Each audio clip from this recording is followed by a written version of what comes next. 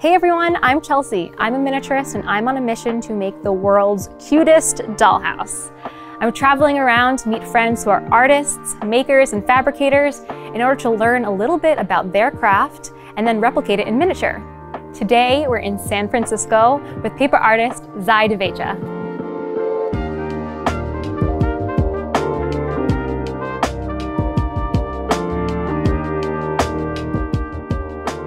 Hey Zai! Chelsea. Thank you so much for having me at your studio. I'm so excited. Thanks for coming. It's amazing in here. It's bright, it's spacious, and I'm just like so excited to see more of your work in person. Awesome. Thanks for coming. Thank you. I mean, I see like some amazing things here already, and they're kind of in miniature, which obviously I love. Yeah. So can you tell me a little bit about what you have here? Sure. So a lot of these are just tests. You know, I'll experiment a little bit on a small scale with the texture and then decide if I want to invest in making a bigger piece out of it. For a brief period of time, I was feeling kind of creatively stuck, so I was like, okay, why don't I try one new texture a day? That's where these ones came out of, just kind of let me just experiment, create something no pressure. Definitely. I found a technique that I loved, went down a deep rabbit hole making that piece, so I kind of lost track of that daily challenge. That's okay. I got something out of it. It is so cool, and it looks just like so satisfying, and I'm sure you don't want me touching all of your nice white paper, but I want to just like touch everything. It's just like, oh, that's so satisfying. Especially these guys. Oh yeah, you can give this a little. I feel like these are a pet. Like they'd be very cute. These ones too. Aww.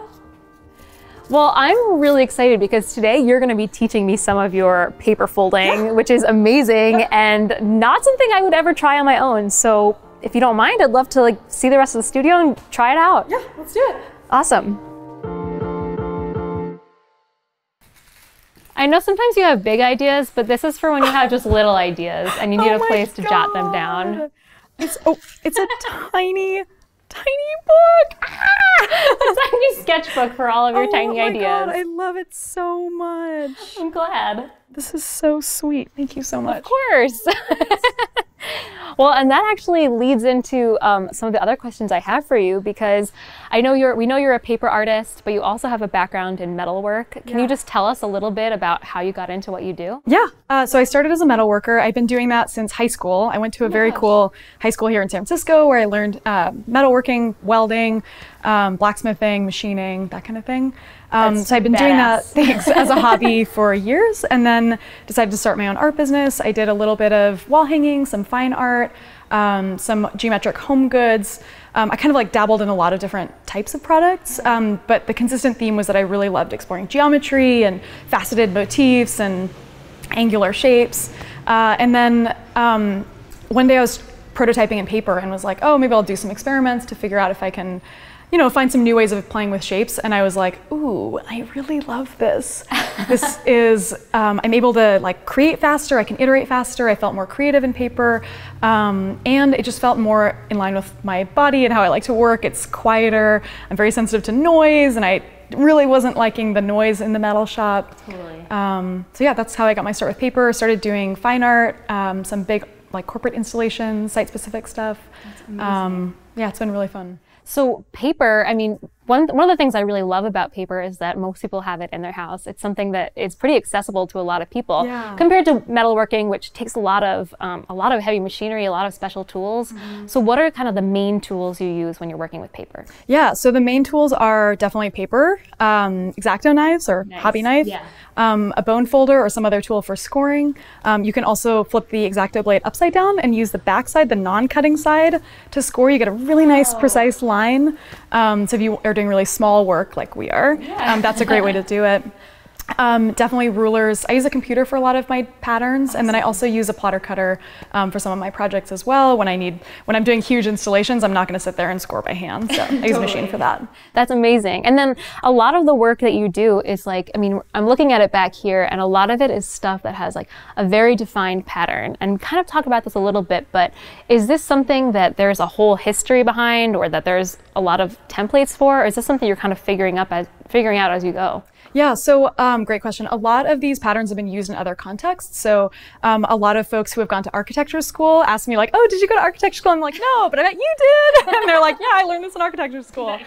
It's used in a lot of like some lampshades. I've seen folded materials like this. Actually, one of the things that you and I bonded over, which I was really excited about, is that I am very pro watching TV while I craft. Like it just gives me a sense of comfort, like someone's there, I have something to kind of focus on. That's kind of how you work too, right? Definitely. So much of my work is, okay, cool, I've made a tiny cone, now I have to make 1,000 more of them. Or I'm gonna fold a strip of paper and now I have to do 300 more of them. So there's a lot of repetitive work, and so it's really helpful for my brain to either be listening to something, whether it's an audiobook or a podcast, or to have the TV on. Definitely. And it kind of gets you into that flow state and you just kind of can zone out and work. Oh yeah, if I'm watching a good TV show and I can do back-to-back episodes, I will sit in my chair and do that same fold over and over. Crank that workout. Yeah. And so this question is kind of related to that, because I need to know if you prefer Netflix or pay-per-view. Okay, you're out of here. Leave, you're done. Okay, thankfully that's the end of my bad question jokes.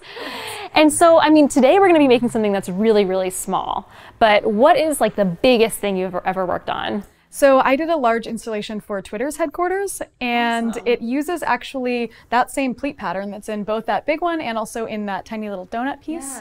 Yeah. And it follows a whole hallway, and it's 60 feet long. Oh my gosh. So, I mean, I think we're getting a lot, and I think I'm also going to ask you a lot of questions as we work, because I'm excited to see the process. Yeah. But basically what we're going to do today is we're recreating one of your existing works. And if you can remind me what the name of the... Canis Major. Canis Major. And it's a gorgeous piece. It's got lighting elements. It's got paper. It's got wood. It's gorgeous. And unfortunately, we don't have the real thing right here, but I'm excited to see how the miniature one compares. All right, Zai, this is amazing. You have some of your pre-folded pieces already. And so what we're gonna do today is you're gonna teach me how to do this at the full scale that you normally make this project, and then we're gonna shrink it down, right? And so every strip that you're gonna be creating is completely different. Yeah, slightly different layout of stars. But they all use a similar fold. Every strip is folded the same way. That is really, really cool. Yeah. Do you want to learn this fold? Yeah, I would love to if you don't mind. Okay, I'm going to set these aside so we can keep our workspace clear. Sounds good. So these strips we have already cut and scored. Okay. So we kind of already have a sense of where the fold lines are going to be. Okay. If you look really closely, you can see the score lines are on one side. Got it. So we're going to work to start with that side up. All right. Okay, so you won't be able to tell on the camera, but there's a zigzag line that's scored right here, and then there's sets of X's like that. Okay. Oh, so I see this. There's this zigzag here. Yep.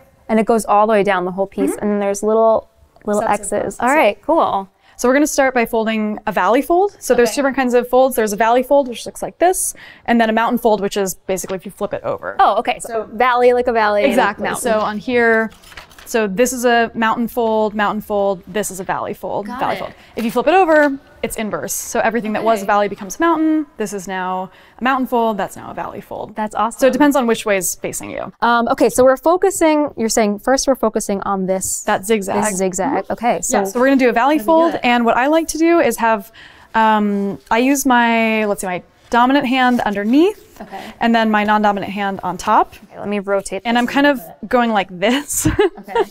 So I'm kind of giving it a little, I'm pressing down with one hand and then kind of just enough of a crease, just so that that fold knows where to go. Okay, just so it's visible to us. Okay. The way that I like to think of it is like, we're just telling it like, okay, you're gonna be a valley, you're gonna be a mountain, you're gonna be a valley. And then when it comes time to fold the whole thing up like a little accordion, like this, every fold knows where it's supposed to go. I love that. So we're just being very encouraging, like, you've got this, you're gonna be a valley, you're gonna be great. All right. Exactly. So we're following. So just enough so that later on it kind of knows. You can also kind of run your finger along the back side. Sometimes I do that.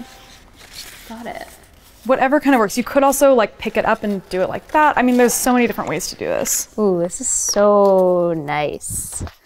So I'm just gonna, and then we just follow this all the way down. Oh, you did that so much faster. I know, it's almost like I've done this thousands of times. Weird. Yeah. Okay. All right. Well, I think I got it. Cool. There's our valley. Great. So next we're gonna do the little X's. Okay. And I usually flip it over.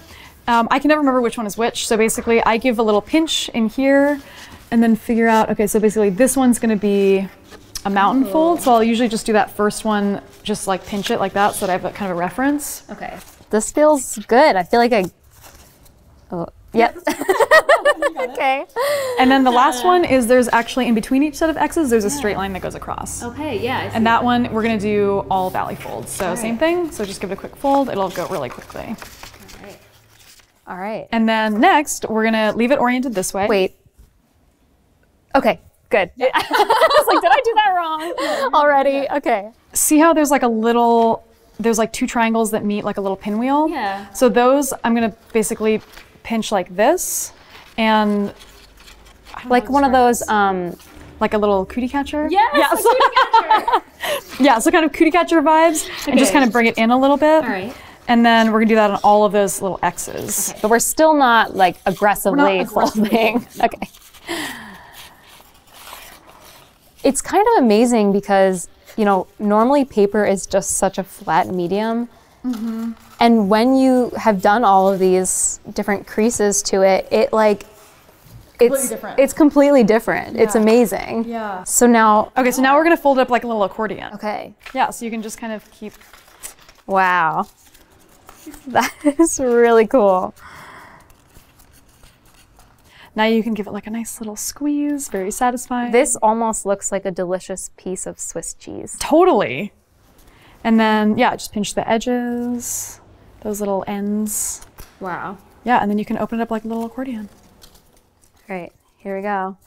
Nice. Oh, that is awesome. You want to do it at 1/12 scale now? I guess we have to. Okay, Zai, now we're gonna be making the same fold in miniature, which looks like it's gonna be impossible, but we're gonna do it anyway. And luckily for us, you printed out this amazing guide to help us figure out what lengths we need. But yeah, there's a lot of folding. Yeah, we got a lot of work to do. But luckily, I brought my husband and craft expert, Nick. He's gonna help us by doing some folds. And he's been watching along on our whole tutorial, so let's check in with him. Nick, how's it going over there? Yeah, nailed it. Perfect. Okay, well, let's get folding. Okay, let's do it. Okay, these are some very tiny pieces of pre-scored paper that we've got. I don't know that my fingers are gonna be capable of this, but let's give it a try. We're gonna do it. Okay. So it's basically the same process. We're gonna do scored side up to start. Okay. We're gonna follow that little zigzag along and do a valley fold. It might be easier to just pick it up and do it with your hands rather than bracing against the table this time. And again, it's just enough of a fold to give it a sense of which direction it's going to be. Now, I don't know like if you've experienced this, but a lot of times with miniatures, I like, especially things that are like little pieces of paper like this, you breathe and they disappear. So I guess we got to keep track of our art. Yeah, I know. If there's any wind or... Yes, don't make miniatures in the wind. I think that's one of the key takeaways. Okay. Okay, cool. So now what we're gonna do is actually we're gonna compress the whole thing using just this fold pattern. Oh. So like forgetting about the X's for now. Okay. So I'm basically pushing in with my nail kind of where those indents are. Okay. And then it's making a little zigzag like that. Wow, you did that very well. Okay. So yeah, did you give it a little... Oh, let me give it a little full pinch. squish. And then you can just pull it open a little bit. All right, here it goes. Yep. Ooh, Yep. that is awesome. Oh my gosh, I love it. There we have it. Aw. Thank you, Zai. That's amazing. Yeah. All right. I'm just going to open this up. Yeah. Oh my gosh, I love it. It's so cute. Microscopic. It's amazing. And we do have to make a lot of these, right? You know, I made a couple of these before. Okay, Here you great. go. That makes things a lot easier. And you also have LED lighting behind it. Yeah. So I'm not very good at lighting, unfortunately, but I did find this LED strip for dollhouses online. It's so tiny, and it comes with a little battery pack here, which nice, get tons of light. Awesome. And for the frame, I've pre-cut using my laser cutter, just some basic frame pieces that we'll glue together, and then we'll run the lights behind it. Right on. After that, we'll just attach the strips, right? Sounds good. All right, let's do it. Okay, Zai, so you've just attached all of the individual strips to the wood base, and we're cutting them down. because the actual full-size piece has this amazing arc to it, right? Yeah. So this looks awesome. You've just kind of given each little piece a point at the very bottom, and I guess it's time to try the lights out. I'm so excited to see it lit. All right, let's give it a go. Yeah. Oh, that is awesome. I hope you guys enjoyed crafting with us. Zai, thank you again. It was such a treasure, and I hope you guys join us next time.